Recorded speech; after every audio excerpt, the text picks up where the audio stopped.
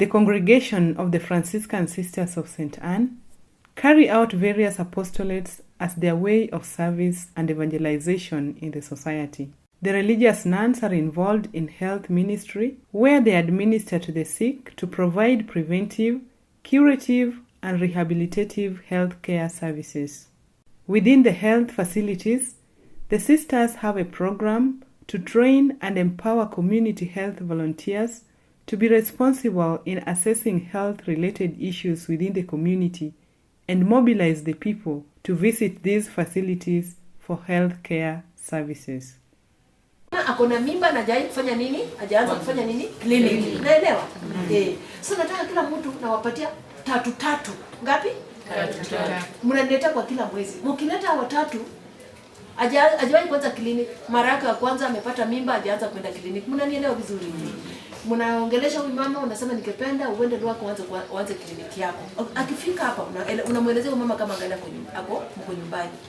Unasema tukifika hospitali first of all tutakupeleka kwa kliniki watakupima. Watakupima kwa vitu zenye zinafuatilia vitu kadhaa. Watakupima HIV, syphilis, waone mtoto amelala namna gani, kiwango ya damu yako, watapima hizo vitu zote. Unasikia? Na tena ukishaleta huyo mama, tutapatiana Irene. Mnajua Irene? Unajua Irene? Si Irene Molo. Nurse. Unajua Irene nurse? Anakuja nimemwambia kuja. Huyo Irene anakuja ukikuleta mama kama ni mara yake ya kwanza, unapeleka kwa Irene. Mama atauliza. Huyu daktari ndiye amekuleta yeye ndiye ameleta. Alikuja nyumbani akakuongelesha alikuja nyumbani akaniongelesha. Alikwambia nini? Aliambia nikuje clinic. Watanipima HIV, watanipima viral load, wataangalia kiwango ya damu yangu. Ndio maana nimekuja. Ndiye nikuongelesha yeye. Utamwandika kisha kuandika. Atakuleta kwa Kenya utapewa 200 shillings. How much? 200. Umeleta mama mmoja utapewa how much? 200. Utapewa 200. Ukileta mwingine positive. Hawe umemleta pima kuwe positive. Unaongezea how much? 200. Umemleta wa kwanza amepewa 200. Wamempima amekuwa positive unaongezea how much? Ngapi? 200 again. Sasa kwa mama mmoja utakuwa umeharvest mara ngapi? Mara 2. Tumeelewana? You have harvested twice. Alafu kuja hapo kwa ofisi alafu ndio anapia kuambie unatoka kwa hiyo area yako kuna mama au kuna mgonjwa amekuwa defaulter hajafika hapo kwa kliniki karibu wiki 2 wiki 3. Uende utafute huyo mama au huyo mgonjwa ulete. Utapewa how much? The Franciscan Sisters of St. Anne also train students in cookery and other related skills. The hospitality industry equips students to be self-reliant and venture into business after school.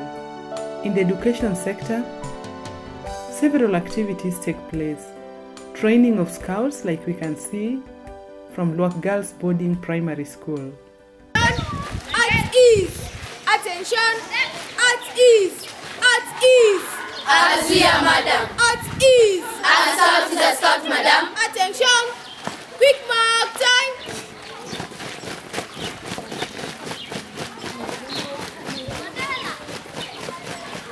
Halt! Salute! Our national anthem, verse 1 in English.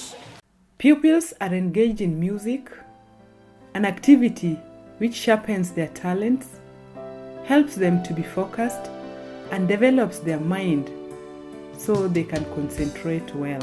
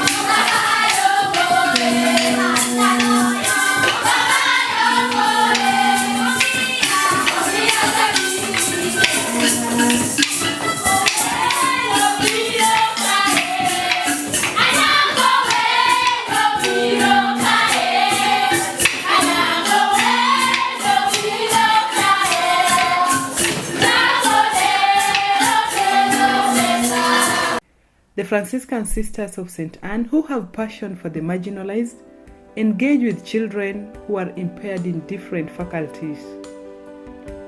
They teach in St. Oda School for the visually impaired, where there are learners who are totally blind, the low vision learners, and those with albinism.